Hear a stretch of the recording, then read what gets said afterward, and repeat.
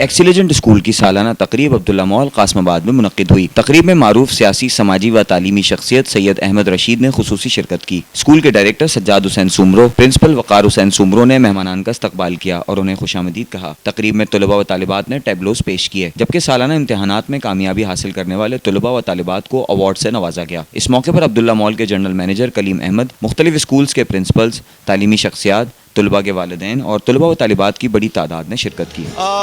बड़ा बेहतरीन प्रोग्राम है हमारे वकार का आज हो रहा है, एक्सीलेंट स्कूल का, जिसमें अंदर जो पोजीशन होल्डर्स बच्चे हैं उनको उसकी पोजीशन के लिए जो असल बात यह है कि बच्चों की सिर्फ इसके अंदर हौसला अफजाई होती है। उनको जब स्टेज के ऊपर आके कुछ गिफ्ट मिलते हैं या कोई चीज़ मिलते हैं तो उससे बच्चों के अंदर एक खुद एतमादी होती है और आगे बढ़ने का शौक़ पैदा होता है कि हम भी कोई काम करें।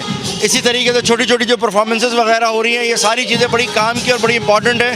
तो स्कूल इंतज़ामिया का बड़ा इसके अंदर किरदार होता है और जिस तरीके से ये स्कूल काम कर रहे हैं इंशाअल्लाह ताला बेहतर होगा, बहुत अच्छा होगा। जिस स्कूल का हमारा एनुअल अवार्ड सेरेमनी है, जिसमें बच्चों ने मुख्तलिफ गानों पर परफॉर्मेंस किया है, टैबलोस वगैरह पेश किए हैं, सॉन्ग सिंगिंग वगैरह की है। एक्चुअली तालीम के मयार के हिसाब के साथ साथ बच्चों को एक्स्ट्रा को करिकुलर एक्टिविटीज़ में भी परफॉर्मेंस होना बहुत ज़रूरी है।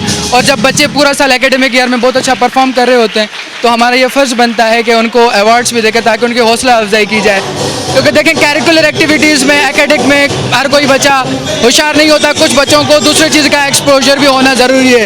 इस वजह से हम जो है बच्चों का टैलेंट फाइंड करते हैं, टैबलोस वगैरह उनसे परफॉर्म करवाते हैं, उनसे सिंगिंग वगैरह करवाते हैं ताकि उनको जो हो सके।